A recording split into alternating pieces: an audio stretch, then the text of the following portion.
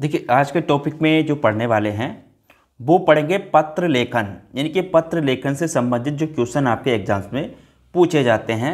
तो किस टाइप के क्वेश्चन पूछे जाते हैं तो वो यहाँ पर हम करने वाले हैं। तो सारे क्वेश्चनों को कराऊंगा आपके जिस टाइप के क्वेश्चन पूछे जाते हैं। तो चैनल पर नए हो सब्सक्राइब कर लेना, और आपके जो क्वेश्चन पिछले एग्जाम से पूछे गए यूपी 80 के एग्जाम्स में वो भी यहाँ पर मैं आपको सारे कराने वाला हूँ। तो चलिए शुरुआत करते हैं पहले क्वेश्चन से। देखिए पहला क्वेश्चन है परिपत्र कब जारी किया जाता है। तो परिपत्र जो होता है वो कब जारी किया जाता है। देखिए यहाँ पर अगर बात करें परिपत्र की, तो परिपत्र जो जारी किया जाता है उस संबद्ध या अधीनस्थ कार्यालय के साथ पत्राचार के समय, ठीक है, पत्राचार के समय बैठक में लिए गए महत्वपूर्ण निर्णय को कैंसिल करने के उद्देश्य से जारी किया जाता है। ठीक है, तो संबद्ध या अधीनस्थ कार्यालय के साथ बैठक के लिए कैंसिल करने के उद्देश्य से किसी अधिकारी को लिखित शिकायत प्राप्त करने के पर, देखिए यहाँ पे तो यहाँ पर दो ऑप्शन इसके सही हैं, लेकिन ये आयोग ने क्या किया था, इस पे सभी को इसमें समान अंक दिए थे। ठीक है, तो दोनों हैं इसके आंसर, लेकिन आयोग ने इसको सभी को समान अंक दिया था इस पर। ठीक है, तो चलिए आगे बात करते हैं अगले क्वेश्चन की।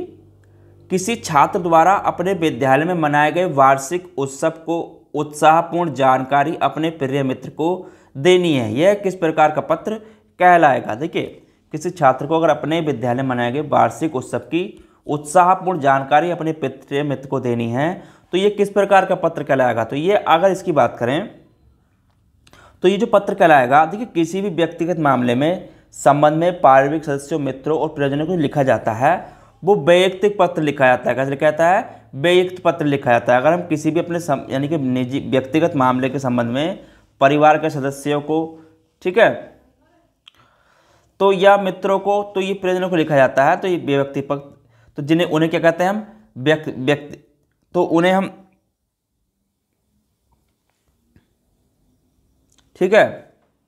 चलिए अगला क्वेश्चन है, यदि पूर्व पत्र के संदर्भ को दोबारा उद्धृत करने हेतु पुनः उसी सूचना को दोहराया जाता है तो यह किस विकल्प में आएगा। देखिए यदि कोई पत्र दिया उसके संदर्भ में दोबारा पत्र यानी कि पुनः उसी सूचना को दोहराया जाता है तो ये क्या कहलाता है, उसे कहते हैं अनुस्मरक। ठीक है, उसे क्या कहते हैं, अनुस्मरक। देखिए अनुस्मरक क्या होता है, अनुस्मरक पत्र का उद्देश्य है संबंधित अधिकारी को किसी पूर्व पत्र का स्मरण कराना, उसमें लिखित मामले की महत्व दर्शाते हुए यानी कि शीघ्र उत्तर मांगना उसका। ठीक है, अनुस्मरक पत्र क्या होता है, देखिए मूल पत्र लिखने के 1 महीने बाद लिखा जाता है। ठीक है, जो हमने मूल पत्र लिखा, मूल पत्र लिखने के 1 माह बाद, ठीक है, लिखने के 1 माह बाद ये लिखा जाता है। ठीक है, क्या लिखा जाता है आपका, क्या बोलते हैं उसे, अनुस्मारक पत्र। ठीक है, चलिए अगला क्वेश्चन है, डियो लेटर पूर्ण रूप है। तो डियो लेटर जो पूर्ण रूप है इसका क्या रूप है। देखिए डियो लेटर की अगर बात करूं तो इसका पूर्ण रूप क्या है। देखिए इसका जो पूर्ण रूप होता है तो वो होता है डेमो ऑफिशियल लेटर। ठीक है, डेमी ऑफिशियल लेटर। ठीक है, डेमी ऑफिशियल लेटर इसका पूर्ण रूप होता है डीओ का। ठीक है, डेमी ऑफिशियल लेटर। देखिए डियो लेटर जो होते हैं ये अर्धशासकीय पत्र होते हैं। ठीक है, क्या होते हैं, अर्धशासकीय पत्र। यहाँ पर इसको भी नोट कर लेना, अर्धशासकीय पत्र ये होते हैं। ठीक है, अर्धशासकीय पत्र, तो ये अर्धशासकीय पत्र होते हैं आपके डियो लेटर। ठीक है, तो ये सरकारी पत्र का एक उपभेद है। ये क्या है, सरकारी पत्र का एक उपभेद। ठीक है, सरकारी पत्र का एक उपभेद है। ठीक है, अर्धशासकीय पत्र, जब किसी भी आवश्यक कार्य को संबंधित अधिकारी का ध्यान तुरंत आकृष्ट करना हो, तो सरकार के किसी आदेश का पालन शीघ्र से कराना हो, किसी विभाग से कोई जानकारी अविलंब लेना हो, तब अर्ध सरकारी पत्र भेजे जाते हैं। इन पत्रों में औपचारिकता का पालन नहीं किया जाता है। ठीक है, चलिए अगला क्वेश्चन देखते हैं, डीओ पत्र में अधिक्रमण लिखने का सही तरीका क्या है। देखिए डीओ पत्र में तो इसमें क्या लिखते हैं, डीओ पत्र मतलब DO, ये वाला जो लिखा जाता है इसकी बात कर रहा हूँ। ठीक है, तो ये अर्धशासकीय पत्र हैं। अब इसमें जो डीओ पत्र में लिखने का सही तरीका क्या होता है, देखिए इसमें लिखते हैं अर्ध सरकारी पत्र का उपयोग सरकारी अधिकारी आपस में विचार विनिमय करते हैं। ठीक है, जो अर्ध सरकारी पत्र होते हैं तो आपस में विचार विमर्श के लिए करते हैं या किसी विषय की जानकारी प्राप्त करने के लिए कहते हैं। तो इस संबोधन में स्थान पर जो आता है प्रेर्य या भवदीय का शब्द का प्रयोग किया जाता है। किसका? प्रेर्य या भवदीय का। ठीक है, तो इसमें आएगा प्रेर्य या भवदीय का उपयोग किया जाता है। ठीक है, चलिए अगला क्वेश्चन है, ऑफिस मेमोरेंडम में इस्तेमाल किया जाने वाला सही अभिवादन क्या है? तो ऑफिस मेमोरेंडम में प्रयोग किया जाने वाला सही अभिवादन क्या है? तो देखिए यहाँ पे अगर बात करें ऑफिस मेमोरेंडम इसे बोलते हैं कार्यालय ज्ञापन। ठीक है, तो कार्यालय ज्ञापन जो होता है ऑफिस मेमोरेंडम, तो इसे ठीक है, तो इसे क्या बोलते हैं? कार्यालय ज्ञापन। तो यहाँ पर इसे बोलते हैं कार्यालय ज्ञापन। अब ऑफिस मेमोरेंडम में यानी कि कार्यालय ज्ञापन में इस्तेमाल किया जाने वाला सही अभिवादन जो होता है, यानी कि इसमें कोई भी अभिवादन का उपयोग नहीं किया जाता है। ठीक है, यानी कि इसमें किसी भी अभिवादन का उपयोग नहीं किया जाता है। ठीक है, तो इस चीज़ का आपको ध्यान रखना है। देखिए कार्यालय ज्ञापन पत्र का व्यवहार का जिसमें माध्यम की सरकारी कार्यालय विशिष्ट अथवा सामान्य मामले में एक कार्यालय विभाग द्वारा दूसरे कार्यालय विभाग के अंतर विभागीय अथवा अंतर अनुभागीय औपचारिक संदेश या अनुदेश पाठ प्रसारित किए जाते हैं, अथवा एक कार्यालय से किसी व्यक्तिगत मामले में किसी भी व्यक्ति को औपचारिक सूचना भेजी जाती है। जबकि कार्यालय ज्ञापन अन्य पुरुष की शैली में आता है। इसमें अभिवादन को बताने वाला शब्द महोदय, प्रेरित जैसे शब्दों का इस्तेमाल नहीं करता है। ठीक है, चलिए अगला क्वेश्चन है, नीति के महत्वपूर्ण मामले में जैसे कि औद्योगिक लाइसेंस की नीति में सरकार के निर्णयों की सार्वजनिक घोषणा करने के लिए किस प्रकार के संचार का उपयोग किया जाता है? ठीक है, अब देखिए यहाँ पे अगर बात करें नीति के महत्वपूर्ण मामलों में, इसमें जो वो क्या होता है आपका, उसे बोलते हैं, देखिए किसी भी सार्वजनिक घोषणा के लिए प्रस्ताव का उपयोग किया जाता है। किसका प्रयोग किया जाता है? प्रस्ताव का। अब प्रस्ताव देखिए नियुक्ति, नियम, आदेश, छुट्टी, प्रशिक्षण या स्थानांतरण आदि की सरकारी सूचना को क्या कहते हैं? उसे विज्ञप्ति कहते हैं। ठीक है, और इसे क्या कहते हैं? अगर कोई भी सार्वजनिक घोषणा करने के लिए किसी प्रकार का संचार का उपयोग कर रहे हैं तो उसे प्रस्ताव बोलते हैं। ठीक है, चलिए अगला क्वेश्चन है, विदेशी सरकारों के साथ पत्राचार के लिए निर्देश जारी करने के लिए कौन सा सरकारी कार्यालय जिम्मेदार है? देखिए विदेशी सरकारों के साथ पत्राचार के लिए निर्देश जारी करने के लिए कौन सा सरकारी कार्यालय जिम्मेदार है? तो ये होता है आपका यानी कि विदेश मंत्रालय। ठीक है, कौन सा होता है? विदेश मंत्रालय। तो ये देखिए जितने भी बाहर से अगर बात करेगा तो कौन करेगा जिम्मेदार है? तो विदेश मंत्रालय। ठीक है, तो इसको भी नोट कर लेना। चलिए अगला क्वेश्चन देखते हैं, एक पत्र में विषय तुरंत लिखा जाता है। तो किस में विषय तुरंत लिखा जाता है? देखिए तो विषय जो लिखा जाता है एक पत्र में, जो अभिवादन से पहले लिखा जाता है। ठीक है, तुरंत पहले विषय, एक पत्र में विषय अभिवादन से तुरंत पहले लिखा जाता है। विषय क्या होता है? औपचारिक पत्रों में अभिवादन से पूर्व लिखा जाता है, जबकि अनौपचारिक पत्रों में विषय महत्वपूर्ण नहीं होता है। ठीक है, चलिए अगला क्वेश्चन देखते हैं, आंतरिक प्रशासन के लिए निर्देश जारी करने के लिए आमतौर पर संचार के किस माध्यम का उपयोग किया जाता है? उदाहरण के लिए नियमित छुट्टी का अनुदान। देखिए आंतरिक प्रशासन के लिए निर्देश जारी करने के लिए आमतौर पर जो प्रयोग किया जाता है तो वो किस संचार का प्रयोग किया जाता है? तो इसमें करते हैं यानी कि इसे बोलते हैं, देखिए अगर यहाँ पे बात करें तो किसका प्रयोग इसमें किया जाता है? तो वो किया जाता है आपका आदेश कार्यालय यानी कि ऑफिस ऑर्डर का। तो कार्यालय आदेश का उपयोग इसमें किया जाता है। आंतरिक प्रशासन निर्धारित करने के लिए आमतौर पर कार्यालय आदेश का उपयोग किया जाता है। देखिए कार्यालय आदेश क्या होता है? तो जिसमें किसी मंत्रालय, विभाग, ठीक है। कार्य मंत्रालय विभाग कर्मचारियों की नियुक्ति, स्थायीकरण, स्थानांतरण, पदोन्नति, अवकाश, स्वीकृति, अस्वीकृति आदि के विषय में अगर आंतरिक प्रशासन संबंधी क्या करता है, आदेश पारित किए जाते हैं कार्यालय आदेश में। ठीक है, तो इस चीज़ को यहाँ पर नोट कर लेना। चलिए अगला क्वेश्चन देखते हैं।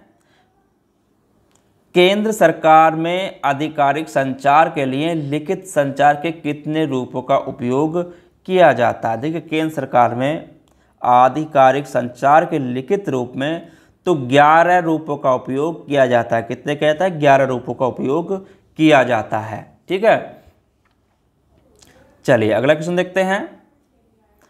केंद्र सरकार में पत्र लिखते समय इस्तेमाल किया जाने वाला अभिवादन है। तो केंद्र सरकार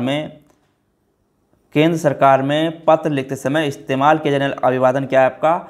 तो उसमें लिखते हैं, देखिए सरकारी पत्र लिखते समय इस्तेमाल किया जाने वाला अभिवादन जो होता है वो महोदय या महोदा। ठीक है, क्या लिखते हैं हम? महोदय।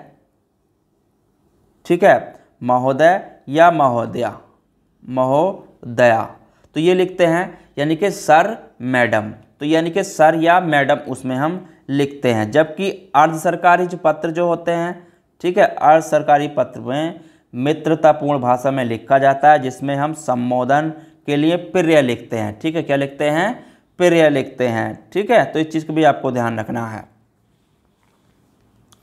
चलिए अगला क्वेश्चन देखते हैं। जब कोई सरकारी पत्र, कार्यालय ज्ञापन या ज्ञापन एक साथ अनेक प्रसिद्धियों को भेजा जा रहा है, तब उसे क्या कहा जाता है? देखिए जब कोई सरकारी पत्र है, कार्यालय, सरकारी पत्र, कार्यालय ज्ञापन या ज्ञापन एक साथ अनेक प्रसिद्धियों को भेजा जा रहा है, तो उसे क्या कहते हैं? देखिए उसे जो कहते हैं वो कहते हैं परिपत्र।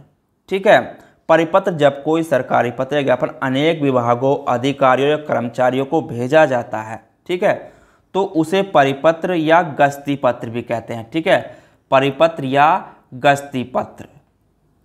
ठीक है, परिपत्र या गस्ती पत्र कहते हैं। इसमें प्रेषक एक ही अधिकारी होता है। ठीक है, प्रेषक क्या होता है? एक अधिकारी। प्रेषक एक अधिकारी होता है। ठीक है, प्रेषक एक अधिकारी होता है, पाने वाले अनेक होते हैं। जबकि पाने वाले क्या होते हैं? अनेक होते हैं। ठीक है, पाने वाले अनेक होते हैं। ठीक है, तो इस चीज़ का ध्यान रखना है। चलिए अगला क्वेश्चन देखते हैं। अपने विद्यालय की किसी मनोरंजन घटना का वर्णन करते हुए मित्र को लिखा गया पत्र किस कोटि के अंतर्गत आएगा? अब देखिए अपने विद्यालय की मनोरंजन घटना का वर्णन करते हुए मित्र को लिखा गया पत्र किस कोटि के अंतर्गत आता है? तो इसे बोलते हैं व्यक्ति पत्र। ठीक है, जो देखिए कोई भी अन्य के आपसी संबंध, पारिवारिक संबंध या व्यक्तिगत मामले में कोई भी परिवार सदस्यों, मित्रों, परिजनों को जो लिखा जाता है, यानी कि कोई भी उसका व्यक्तिगत मामला हो, ठीक है, व्यक्तिगत मामला हो, ठीक है, या पारिवारिक सदस्य हो या मित्रों, तो इनको जो लिखा जाता है सभी को व्यक्ति पत्र लिखा जाता है। ठीक है, चलिए अगला क्वेश्चन देखते हैं। पत्र के संबंध में निम्नलिखित में से किसको अभिवादन कहते हैं? पत्र के संबंध में निम्नलिखित में से किसको अभिवादन कहते हैं? तो अभिवादन जो कहते हैं, देखिए अभिवादन होता है शुभाशीष। ठीक है, अभिवादन किसे कहते हैं? शुभाशीष को अभिवादन कहते हैं। ठीक है, पत्र के संबंध में शुभाशीष को अभिवादन कहते हैं। चलिए अगला क्वेश्चन देखते हैं। निम्नलिखित में से किसका प्रयोग अधिकतर भारतीय गजटों में प्रकाशित सरकारी नियम, आदेश आदि की सूचना के प्रसंग में होता है? देखिए किसमें, तो यहाँ पर किसका प्रयोग अधिकतर भारतीय गजटों में, जो गजट होते हैं उसमें जो प्रकाशित सरकारी नियम, आदेश होते हैं, तो उसे क्या कहते हैं? देखिए कोई भी अगर इस तरह की सूचना होती है तो उसे कहते हैं नोटिफिकेशन। ठीक है, क्या कहते हैं? नोटिफिकेशन या अधिसूचना। ठीक है, तो उसे क्या कहते हैं? नोटिफिकेशन।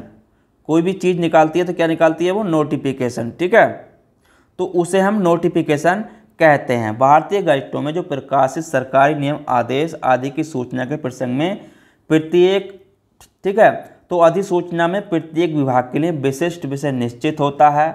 ठीक है, तो यहाँ पर जो भी सामग्री का पूर्ण विवरण आवश्यक है कि वह किस भाग में प्रकाशित होनी है, तो उसे बोलते हैं हम अधिसूचना या नोटिफिकेशन। ठीक है, चलिए अगला क्वेश्चन देखते हैं। निम्नलिखित में से किसके अंतर्गत नियुक्तियां, छुट्टियां की स्वीकृति तथा पद वृद्धि आदि की सूचनाएं दी जाती हैं, तो किसके अंतर्गत देते हैं? देखिए यहाँ पर अगर बात करें तो अगर इसकी बात की जाए, देखिए सरकारी कार्यालयों के कर्मचारियों को संबंधित नियम कोई भी सूचना पत्र लिखे जाते हैं तो उसे कार्यालय आदेश बोलते हैं। ठीक है, क्या बोलते हैं? कार्यालय आदेश। देखिए कार्यालय आदेश का प्रयोग किस किस में करते हैं? कार्यालय आदेश का प्रयोग नियुक्ति हुई, ठीक है, यहाँ पर नोट कर लेना, नियुक्ति हुई, नियुक्ति है, पदोन्नति है, ठीक है, नियुक्ति है या आपकी पदोन्नति है, नियुक्ति, पदोन्नति, अवकाश स्वीकृति, ठीक है, अवकाश स्वीकृति, अवकाश स्वीकृति, स्थानांतरण, स्थानांतरण, स्थानांतरण है, ठीक है, एवं कार्य संपादन, कार्य संपादन। तो अगर इस तरह की कोई भी वो निकालना है नियम, तो इसके लिए संपादन, देखिए इसके लिए तो स्वनिर्दिष्ट नहीं होता है, ठीक है, तो इसके लिए कार्यालय आदेश निकालते हैं। क्या निकालते हैं? कार्यालय आदेश निकालते हैं इसके लिए। किसको क्या कार्य दिया जाना है, कौन सी छुट्टी बनानी है, किसका ट्रांसफर होना है, नियुक्ति होनी है, पदोन्नति होनी है, तो इसके लिए कार्यालय आदेश निकाला जाता है। ठीक है, चलिए अगला क्वेश्चन देखते हैं। निम्नलिखित में से किसका प्रयोग सरकारी स्तर पर अधिकतर भारतीय गजटों में प्रकाशित सरकारी नियम, आदेश, अधिकतर और नियुक्तियों की सूचना के प्रसंग में होता है? तो किसका होता है?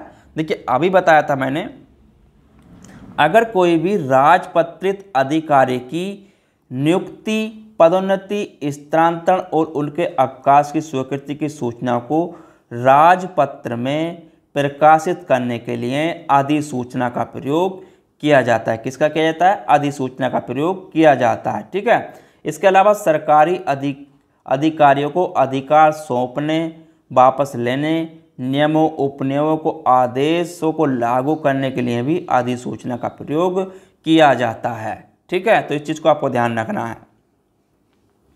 चलिए अगला क्वेश्चन है, कक्षा 10 के छात्र ने अपना अनुपस्थिति दंड माफ करने के लिए प्रधानाचार्य को पत्र लिखा, उसका यह पत्र किस वर्ग में आएगा? अब देखिए कक्षा 10 का छात्र है, उसने अपनी अनुपस्थिति को माफ करने के लिए प्रधानाध्यापक को पत्र लिखा, तो ये कैसा आता है? तो ये आता है आपका आवेदन पत्र की श्रेणी में। ठीक है, ये कैसा होता है? आपका आवेदन पत्र की श्रेणी में। ठीक है, तो इसे बोलते हैं आवेदन पत्र। ठीक है, तो इसको भी यहाँ पर नोट कर लेना। चलिए आगे बात करते हैं अगले क्वेश्चन की। कार्यालय आदेश में अधिकारी का हस्ताक्षर किस स्थान पर आएगा? देखिए कार्यालय आदेश में अधिकारी का जो हस्ताक्षर होता है तो आदेश पत्र में नीचे दाहिनी ओर होता है। ठीक है, किधर होता है? नीचे। ठीक है, पत्र के नीचे किधर होता है? दाहिनी ओर होता है। ठीक है, किधर होता है? दाहिनी ओर होता है कार्यालय आदेश में अधिकारी का हस्ताक्षर। ठीक है, तो इस चीज़ को भी ध्यान रखना है और इसको भी नोट कर लेना। तो देखिए जितने भी क्वेश्चन थे सारे मोस्ट हैं और इसमें जो भी क्वेश्चन हैं मैं आपको और आगे कराऊंगा और बाकी विस्तृत तो मैं आपका थ्योरी में इसको कराता ही हूँ। ठीक है, तो चैनल पर नए हो सब्सक्राइब कर लेना। पिछली क्लास नहीं देखी है कोई भी तो डिस्क्रिप्शन में लिंक डाला हुआ है, वहाँ से जाके एक बार ज़रूर देख लें पिछली क्लासों को भी। ठीक है, ताकि उससे आसानी होती है, कोई भी आपका क्वेश्चन छूटेगा नहीं। ठीक है, तो मिलते हैं कल इसमें आगे के क्वेश्चनों के साथ। जब तक के लिए धन्यवाद। चैनल पर नए हो तो सब्सक्राइब जरूर करना, वीडियो अच्छी लगी तो लाइक शेयर जरूर करें।